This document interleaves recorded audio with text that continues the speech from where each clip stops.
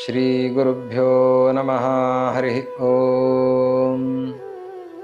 ಶ್ರೀವೇದಾಂತಮಹಾಚಲಂ ಹಿ ಪರಿತಃ ಸಂಯೋಜ್ಯ ಸೂತ್ರಾಹಿಪಂ ಸದ್ವಾತಾಗಮಪೋಷಿತಾತ್ಮಹೃದಯಂ ತತ್ಪೂರ್ವಪಕ್ಷಾಸುರೈಃ ಸಿದ್ಧಾಂತೋಕ್ತಿಸುರೇಶ್ವರೈಶ್ಚ ಮಥಿತೋ ಯಃ ಕೃಷ್ಣದುಗ್ಧಾಂಬುಧಿಃ ಸ್ವೀಯಾನಾಂ ಅಮೃತಂ ಪ್ರಯಚ್ಛತಿ ಸಮಾಂ ಪಾಯಾದ್ಗುಣೋದ್ಯನ್ಮಣಿಃ. ತಪೋ ವಿದ್ಯಾ ವಿರಕ್ತ್ಯಾದಿ ಸದ್ಗುಣೌಘಾಕರಾನಹಂ ವಾದಿರಾಜಗುರೂನ್ ವಂದೇ ಹಯಗ್ರೀವದಯಾಶ್ರಯಾನ್. ಭಕ್ತಿಸುಧಾ ಜ್ಞಾನವಾಹಿನಿಯಿಂದ ನಡೀತಾ ಇರುವ ನಿರಂತರ ಜ್ಞಾನ ಕಾರ್ಯದಲ್ಲಿ ಪಾಲ್ಗೊಂಡಿರುವ ಎಲ್ಲ ಸಜ್ಜನರಿಗೂ ಅಭಿನಂದನೆಗಳನ್ನು ಸಲ್ಲಿಸ್ತಾ, ಹಿಂದಿನ ಸಂಚಿಕೆಯಲ್ಲಿ ರುಕ್ಮಿಣೀಶ್ ವಿಜಯದ ಆರಂಭದ ನಿರೂಪಣೆ, ಶ್ರೀಕೃಷ್ಣ ಭೂಮಿಯಲ್ಲಿ ಅವತಾರ ಮಾಡೋದಕ್ಕೆ ಏನು ಕಾರಣ, ದೇವತೆಗಳು ಎಲ್ಲರೂ ಕೂಡ ಹೋಗಿ ಕ್ಷೀರ ಸಮುದ್ರದ ಬಳಿಯಲ್ಲಿ ಪರಮಾತ್ಮನನ್ನು ಕುರಿತಾಗಿ ಸ್ತೋತ್ರವನ್ನು ಮಾಡಿದ್ದಾರೆ ಅನ್ನುವ ಪ್ರಸಂಗದ ಚಿಂತನೆಯನ್ನು ಮಾಡಿದ್ದೇವೆ. ಈಗ ಅದರ ಮುಂದುವರೆದ ಭಾಗ.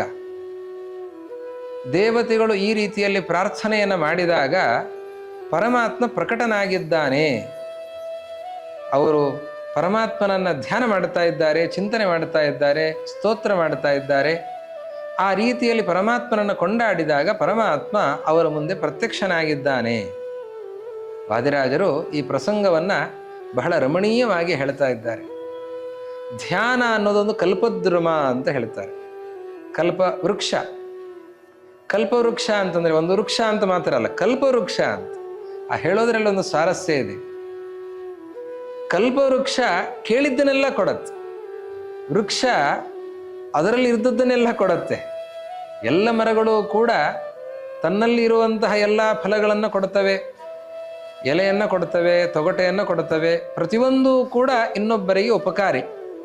ಅಂತಹ ತನ್ನಲ್ಲಿರುವ ಹೂಗಳನ್ನು, ಹಣ್ಣುಗಳನ್ನು, ಎಲೆಗಳನ್ನು, ತೊಗಟೆಯನ್ನು, ಇದನ್ನೆಲ್ಲವನ್ನೂ ನೀಡ್ತವೆ ಎಲ್ಲ ಮರಗಳು. ಆದರೆ ಕಲ್ಪವೃಕ್ಷ ಹಾಗಲ್ಲ.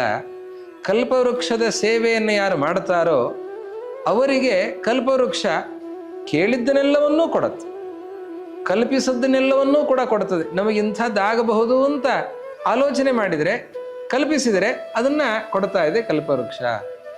ಅಂತಹ ಶ್ರೇಷ್ಠವಾದಂತಹ ಕಲ್ಪವೃಕ್ಷ. ಧ್ಯಾನವನ್ನು ಕಲ್ಪವೃಕ್ಷಕ್ಕೆ ಹೋಲಿಸಿ ವಾದಿರಾಜರು ವರ್ಣನೆ ಮಾಡುತ್ತಾರೆ. ಯಾಕೆ ಅಂತಂದರೆ ಧ್ಯಾನಕ್ಕೆ ಆ ಸಾಮರ್ಥ್ಯ ಇದೆ. ಧ್ಯಾನವನ್ನು ಮಾಡಿದರೆ ನಾವು ಬಯಸಿದ್ದನ್ನೆಲ್ಲವನ್ನು ಪಡೆದುಕೊಳ್ಳಬಹುದು. ಹೀಗಾಗಿ ತದ್ಧ್ಯಾನ ಕಲ್ಪದ್ರುಮಃ ಅಂತ ಹೇಳ್ತಾರೆ. ದೇವತೆಗಳ ಧ್ಯಾನ ಅದು ಕಲ್ಪವೃಕ್ಷ ಇದ್ದ ಹಾಗೆ. ತಚ್ಚಿತ್ತೇಂಕುರಿತ ಸುಭಕ್ತಿ ಲತಯಾ ಶ್ಲಿಷ್ಟ ಪ್ರಮೋದಾಶ್ರುಭಿಃ ಸಿಕ್ತ ಸತ್ಪುಲಕಾಲಿ ಮೂಲ ವಿತತಃ ಕಾಯಪ್ರಭಾ ಪಲ್ಲವಃ ಈಶನ್ಮೀಲಿತ ನೇತ್ರ ಕುಡ್ಮಲಯುತ ಶಾಖಾ ಸಹಸ್ರೋರ್ಜಿತಃ ಪ್ರಾಪ್ತ ಶ್ರೀರಮಣ ದ್ವಿಜೇನ ಫಲಿತಃ ತದ್ಧ್ಯಾನ ಕಲ್ಪದ್ರುಮಃ. ಇವರ ಧ್ಯಾನ ಕಲ್ಪವೃಕ್ಷ.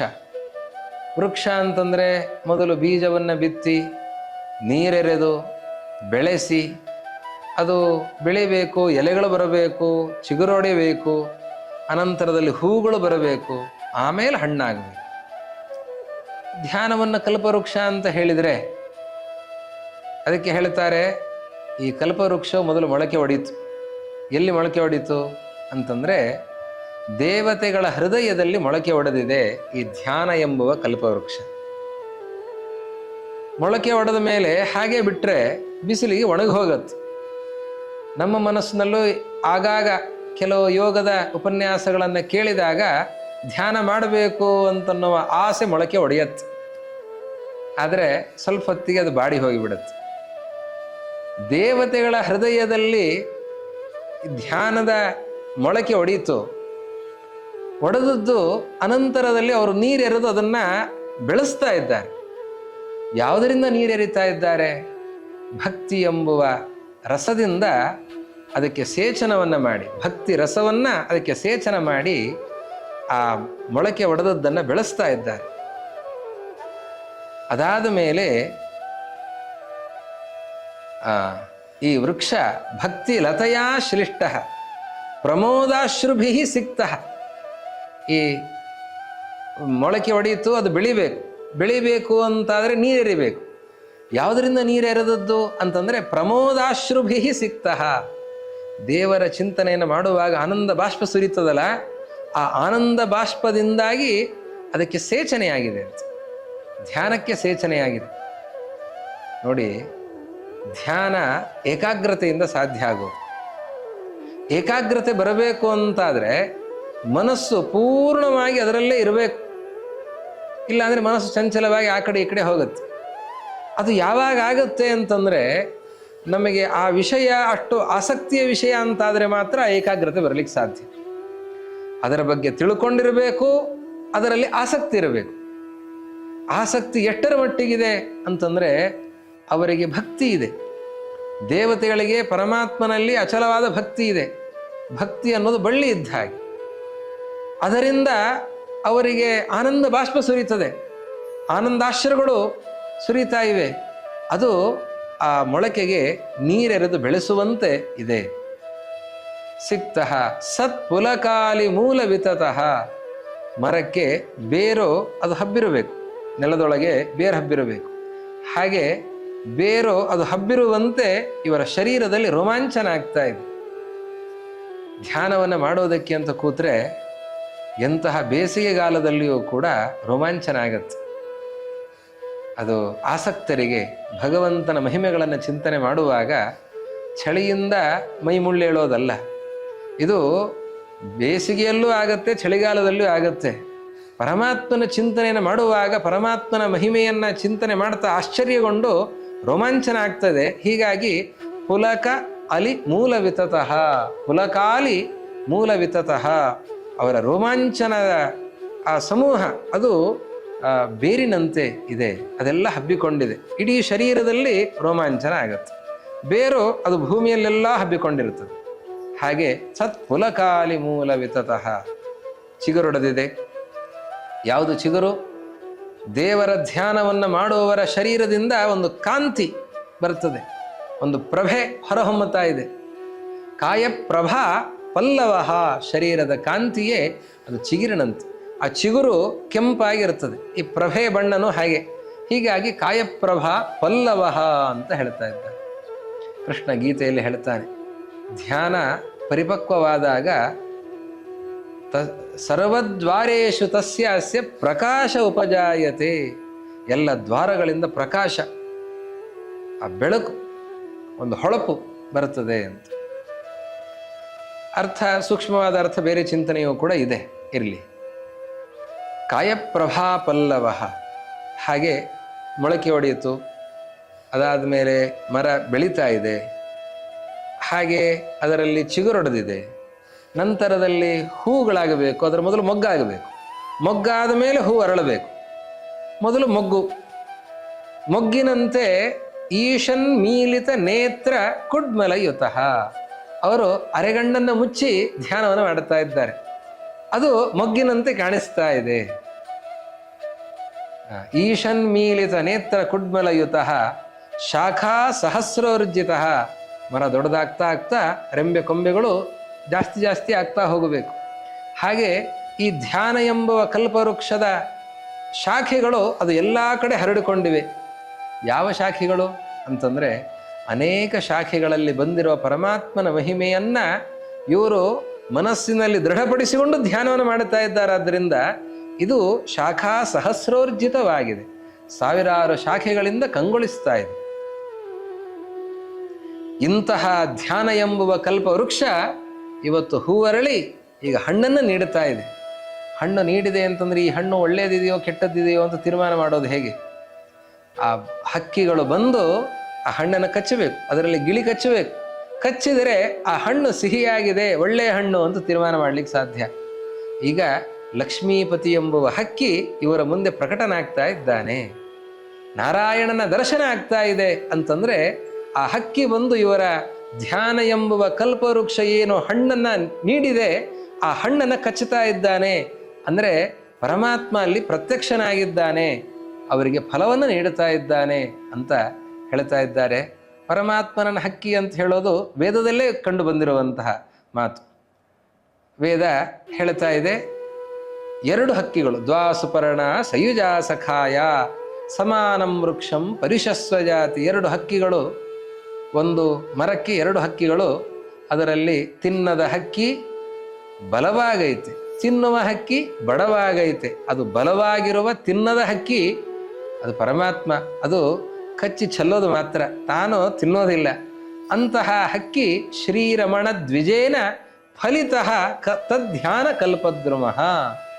ಆ ಶ್ರೀರಮಣನೆಂಬುವಂತಹ ಹಕ್ಕಿ ಅವನು ಪರಮಾತ್ಮ ಅಲ್ಲಿ ಪ್ರತ್ಯಕ್ಷನಾಗ್ತಾ ಇದ್ದಾನೆ ಅನ್ನೋ ವಿಷಯವನ್ನು ಅಷ್ಟು ಸೊಗಸಾಗಿ ರಮಣೀಯವಾಗಿ ವಾದಿರಾಜರು ಚಿತ್ರಿಸ್ತಾ ಇದ್ದಾರೆ.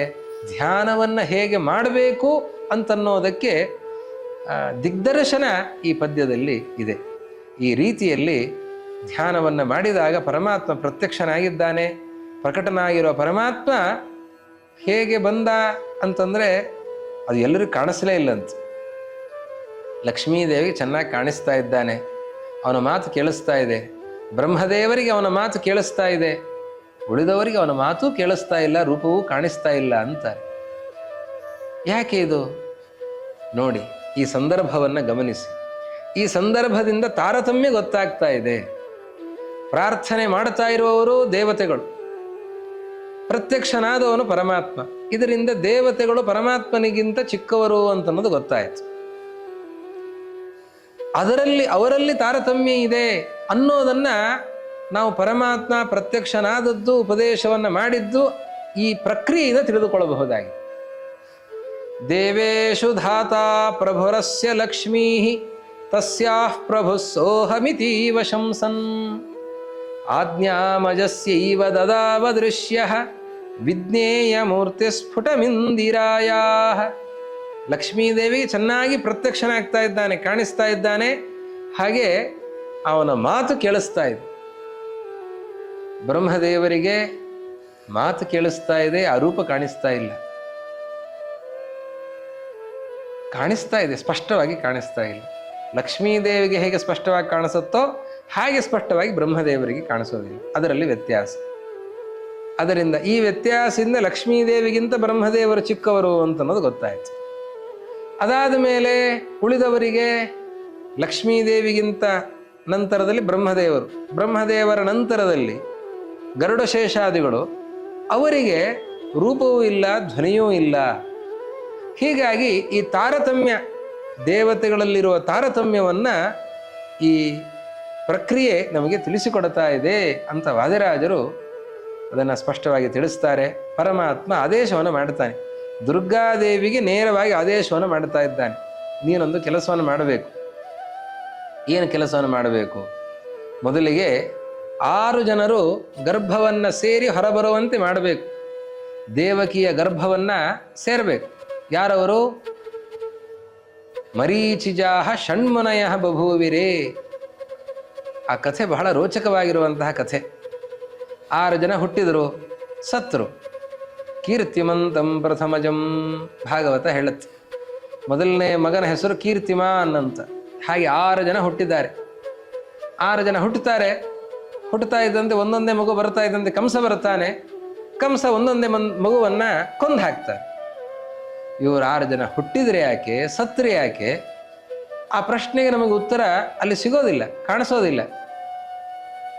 ಶ್ರೀಮದ್ ಆಚಾರ್ಯರು ಇದಕ್ಕೆ ಉತ್ತರವನ್ನು ನೀಡುತ್ತಾರೆ. ಯಾರವರು 6 ಜನ? ಯಾಕೆ ಹುಟ್ಟಿದ್ರೆ ಯಾಕೆ? ಅವ್ರು ಯಾಕೆ ಕಂಸನ ಕಡೆಯಿಂದ ಸತ್ತಿದ್ದಾರೆ? ಅದು ಇಲ್ಲಿ ದೇವಕಿ ವಸುದೇವರಲ್ಲಿ ಯಾಕೆ ಬಂದಿದ್ದಾರೆ? ಇದಕ್ಕೆ ಕಾರಣವನ್ನು ಶ್ರೀಮದ್ ಆಚಾರ್ಯರು ನೀಡುತ್ತಾರೆ. ಇವರು 6 ಜನರು ಕೂಡ ಋಷಿಕುಮಾರರಂತೆ, ಮರೀಚಿ ಋಷಿಗಳ ಮಕ್ಕಳು. ಮರೀಚಿಜಾಹ ಷಣ್ಮುನಯ ಬಭೂವಿರೇ. ಅವರು 6 ಜನ ಋಷಿಕುಮಾರರು. ಅವರಿಗೆ ಪ್ರಭಾವ, ತಂದೆಯಿಂದ ಬಂದಿರುವಂತಹ ಪ್ರಭಾವ ಅದೆಲ್ಲವೂ ಕೂಡ ಇದೆ. ಅವರು ಆಕಾಶ ಮಾರ್ಗದಲ್ಲಿ ಸಂಚರಿಸ್ತಾರೆ, ಎಲ್ಲವೂ ಕೂಡ ಇದೆ. ಒಂದು ಸಂದರ್ಭದಲ್ಲಿ ಹಾಗೆ ಸಂಚಾರ ಮಾಡುವಾಗ ದೇವಲ ಋಷಿಗಳನ್ನು ನೋಡಿದರಂತೆ. ದೇವಲ ಅಂತ ಒಬ್ಬ ಋಷಿಗಳು. ತೇ ದೇವಲಂ ಪ್ರಾಹಸನ್ ಕಾರ್ಶ್ಯ ಹೇತೋಹೋ. ಅವ್ರನ್ನ ನೋಡಿ ನಗುತ್ತಾ ಇದ್ದಾರೆ, ತಮಾಷೆ ಮಾಡ್ತಾರಂತೆ. ಯಾಕೆ ಅಂತಂದರೆ ದೇವಲ ಋಷಿಗಳು ಬಹಳ ಕೃಷರಾಗಿದ್ದಾರಂತ. ಎಷ್ಟು ಕೃಷರಾಗಿದ್ದಾರೆ ಅಂತಂದರೆ ಬೆನ್ನಿಗೆ ಹೊಟ್ಟೆ ತಾಕ್ಕೊಂಡಿದೆ ಅಂತ, ಅಷ್ಟು ಕೃಷರಾಗಿದ್ದಾರಂತ. ಅಂತಹ ಕೃಷರಾಗಿರುವ ದೇವಲ ಋಷಿಗಳನ್ನು ನೋಡಿ ಇವರು ಎಂಥ ಕೃಷರಾಗಿದ್ದಾರೆ ಇವರು ಅಂತ ತಮಾಷೆ ಮಾಡಿದ್ರಂತೆ, ವಿನೋದವನ್ನು ಮಾಡಿದ್ರಂತೆ. ದೇವಲ ಋಷಿಗಳು ಶಾಪವನ್ನು ಕೊಡ್ತಾರೆ, ಋಷಿಕುಮಾರರಾಗಿ ನೀವು ತಪಸ್ಸು ಮಾಡಬೇಕಾದವರು ವ್ರತಾಚರಣೆಯಿಂದ ಕೃಷನಾಗಿರುವ ನನ್ನನ್ನು ನೋಡಿ ನೀವು ಗೌರವಿಸಬೇಕೇ ಹೊರತು ತಮಾಷೆ ಮಾಡೋದಲ್ಲ. ನೀವು ಹೀಗೆ ತಮಾಷೆ ಮಾಡ್ತಾ ಇದ್ದೀರಿ, ಆದ್ದರಿಂದ ಋಷಿಗಳಾಗಿರಲಿಕ್ಕೆ ಅಯೋಗ್ಯರ ನೀವು ಅಸುರರಾಗಿ ಹುಟ್ಟಿ ಎಂದು ಶಾಪವನ್ನು ಕೊಟ್ಟುಬಿಡ್ತಾರೆ. ಅವರು 6 ಜನ ಅಸುರರಾಗಿ ಅಸುರನ ಮಕ್ಕಳಾಗಿ ಹುಟ್ಟುತ್ತಾರೆ, ಕಾಲನೇಮಿಯ ಮಕ್ಕಳಾಗಿ ಹುಟ್ಟುತ್ತಾರೆ. ಹುಟ್ಟಿದವರು ಆಸುರ ಪ್ರಭಾವ ಅವರಿಗೆ ಆಗ್ತದೆ. ಅವರ ಪ್ರಭಾವದಿಂದ ಆಹಾರ ಪರಿಸರ ಅದೆಲ್ಲವೂ ಕೂಡ ಮನಸ್ಸನ್ನು ಹಾಳು ಮಾಡ್ತದೆ. ಅವರು ತಪಸ್ಸಿಗೆ ಅಂತ ಹೋಗ್ತಾರೆ. ಈಗ ಋಷಿಗಳಾಗಿ ತಪಸ್ಸಿಗೆ ಹೋಗ್ತಾ ಇರೋದಲ್ಲ, ಅಸುರ ಪುತ್ರರಾಗಿ ತಪಸ್ಸಿಗೆ ಹೋಗ್ತಾ ಇರೋದು. ದುರ್ಬುದ್ಧಿ ಬಂದಿದೆ. ಹೀಗಾಗಿ ಬ್ರಹ್ಮದೇವರನ್ನು ತಪಸ್ಸನ್ನು ಮಾಡಿ ನಮಗೆ ಮರಣವೇ ಬರಬಾರದು ಅಂತ ವರವನ್ನು ಕೇಳಿಕೊಳ್ತಾರೆ. ಅವರ ಪ್ರಾರಬ್ಧ ಅವರು ವರವನ್ನು ಕೇಳಿದ್ದು ತಪಸ್ಸನ್ನು ಮಾಡಿದ್ದು ಹಿರಣ್ಯಕಶಿಪುವಿನ ಆಳ್ವಿಕೆಯಲ್ಲಿ. ಹಿರಣ್ಯಕಶಿಪು ಅವರನ್ನು ಕರೆಸ್ತಾನೆ, ಎಲ್ಲಿಗೆ ಹೋಗಿದ್ರಿ ಅಂತ. ತಪಸ್ಸಿಗೆ ಹೋಗಿದ್ವಿ. ಯಾರನ್ನ ಕುರಿತು ತಪಸ್ಸು ಮಾಡಿದ್ರಿ? ಬ್ರಹ್ಮದೇವರನ್ನ ಕುರಿತು ತಪಸ್ಸನ್ನು ಮಾಡಿದ್ದೆ. ಯಾಕೆ ನಾನಿರಲ್ವ ನಿಮಗೆ ವರ ಕೊಡಲಿಕ್ಕೆ ಅಂತ ಕೇಳ್ತಾನೆ ಹಿರಣ್ಯಕಶಿಪು. ನಾನೇ ನಿಮಗೆ ವರ ಕೊಡ್ತಾ ಇದ್ದೆ, ನನ್ನ ಬಿಟ್ಟು ನೀವು ಹೋಗಿ ಬ್ರಹ್ಮದೇವರ ಹತ್ರ ವರ ಕೇಳಿದ್ದೀರಿ, ಆದ್ದರಿಂದ ನಿಮಗೆ ಶಾಪವನ್ನು ಕೊಡ್ತಾ ಇದ್ದೆ, ನಿಮ್ಮ ಅಪ್ಪನಿಂದ ನೀವು ಸಾಯಬೇಕು ಅಂತ ಶಾಪವನ್ನು ಕೊಡ್ತಾನೆ ಹಿರಣ್ಯಕಶಿಪು. ಬ್ರಹ್ಮದೇವರು ಕೊಟ್ಟ ವರ ಮರಣ ಬರಬಾರದು ಅಂತ. ಹಿರಣ್ಯಕಶಿಪು ಕೊಟ್ಟಿರುವ ಶಾಪ ತಂದೆಯಿಂದ ಮರಣ ಬರಬೇಕು ಅಂತ. ದೇವರು ದುರ್ಗಾದೇವಿಗೆ ಈಗ ಆದೇಶವನ್ನು ಮಾಡ್ತಾನೆ, ನೋಡು ಆ ಹಿರಣ್ಯಕಶಿಪುವಿನ ಶಾಪ ಬ್ರಹ್ಮದೇವರ ವರ ಎರಡನ್ನೂ ಸರಿ ಮಾಡುವುದು, ಎರಡನ್ನೂ ಸತ್ಯ ಮಾಡುವುದು. ಏನು ಸತ್ಯ ಮಾಡಬೇಕಾಗಿಲ್ಲ, ಆದರೆ ಪರಮಾತ್ಮ ಆದೇಶ ಮಾಡಿದ್ದಾನೆ ದುರ್ಗಾದೇವಿಗೆ, ಎರಡನ್ನೂ ಸತ್ಯ ಮಾಡು. ಎರಡು ಹೇಗೆ ಆಗ್ಲಿಕ್ಕೆ ಸಾಧ್ಯ? ಅಪ್ಪನಿಂದ ಸಾಯಬೇಕು, ಸಾವು ಬರಬಾರದು. ಎರಡು ಹೇಗೆ ಆಗ್ಲಿಕ್ಕೆ ಸಾಧ್ಯ? ಅದಕ್ಕೆ ದುರ್ಗಾದೇವಿ ಪರಮಾತ್ಮನ ಅನುಗ್ರಹದಿಂದ ಅದ್ಭುತವಾದಂತಹ ಸಾಮರ್ಥ್ಯ, ನಾವು ಊಹೆಯನ್ನೂ ಮಾಡಲಿಕ್ಕೆ ಸಾಧ್ಯ ಇಲ್ಲ ಅಂತಹ ಸಾಮರ್ಥ್ಯ ದುರ್ಗಾದೇವಿಯದ್ದು. ಅವರೆಲ್ಲರೂ ಕೂಡ ತಿರುಗುತ್ತಾ ಹೋಗಿದ್ದಾರೆ, ಕಾಡಿಗೆ ಹೋಗಿದ್ದಾರೆ, ಒಂದು ಗುಹೆಗೆ ಹೋಗಿದ್ದಾರೆ. ಯಾವುದೋ ಒಂದು ಪ್ರಸಂಗದಲ್ಲಿ ಯಾಕೋ ಹೋಗ್ತಾರೆ ಗುಹೆಗೆ ಹೋದಾಗ ಒಳಗಡೆ ಅವರಿಗೆ ನಿದ್ದೆಯನ್ನು ದುರ್ಗಾದೇವಿ ನೀಡ್ತಾ ಇದ್ದಾರೆ. ಅವರೆಲ್ಲ ನಿದ್ರಾಪರವಶರಾಗಿ ಬಿಟ್ಟಿದ್ದಾರೆ. ಒಂದು ಜೀವದ ಕಲೆಯನ್ನು ತಗೊಂಡ್ಬರ್ತಾಳೆ ದುರ್ಗಾದೇವಿ. ಇಲ್ಲಿ ವಸುದೇವನಲ್ಲಿ ಇಡ್ತಾ ಇದ್ದಾಳೆ. ದೇವಕಿಯಿಂದ ಆ ಮಗು ಹುಟ್ಟತ್ತೆ. ಹುಟ್ಟಿದಾಗ ಕಂಸ ಬರ್ತಾನೆ, ಕಂಸವನ್ನು ಕೊಲ್ತಾನೆ. ಕೊಂದಾಗ ಜೀವವನ್ನು ಮತ್ತೆ ತೆಗೆದುಕೊಂಡು ಹೋಗಿ ಅದೇ ಶರೀರದಲ್ಲಿ ಸೇರಿಸ್ತಾ ಇದ್ದಾಳೆ. ಅವಾಗ ಏನಾಯ್ತು? ನಿಮಗೆ ಸಾವು ಬರಬಾರದು, ಈ ಶರೀರಕ್ಕೆ ಸಾವು ಬರಬಾರದು ಅಂತ ಬ್ರಹ್ಮದೇವ ವರ ಕೊಟ್ಟಿದ್ರು. ಆ ಶರೀರ ಸಾಯಲೇ ಇಲ್ಲ, ಆ ಶರೀರ ಜೀವಂತವಾಗಿರುವಂತೆ ದುರ್ಗಾದೇವಿ ರಕ್ಷಣೆ ಮಾಡಿದ್ದಾಳೆ. ಜೀವವನ್ನು ತಂದು ಇಲ್ಲಿ ದೇವಕಿಯ ಗರ್ಭದಿಂದ ಹುಟ್ಟುವಂತೆ ಮಾಡಿದ್ದಾನೆ.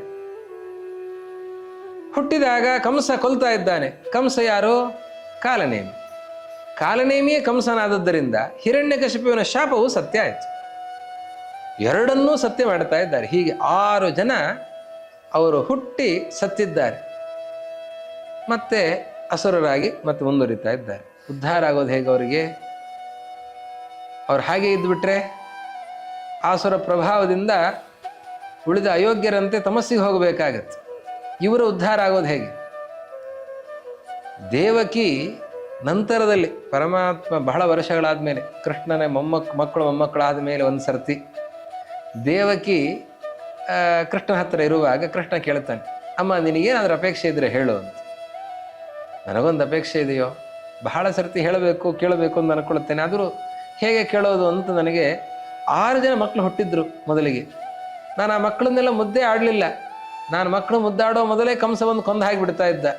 ಹೀಗಾಗಿ ಆ ಮಕ್ಕಳನ್ನು ನೋಡುವ ಆಸೆ ನನಗೆ, ತವಕ ನನಗೆ ಎಂತಂತಾಳೆ ದೇವಕಿ ದೇವಿ.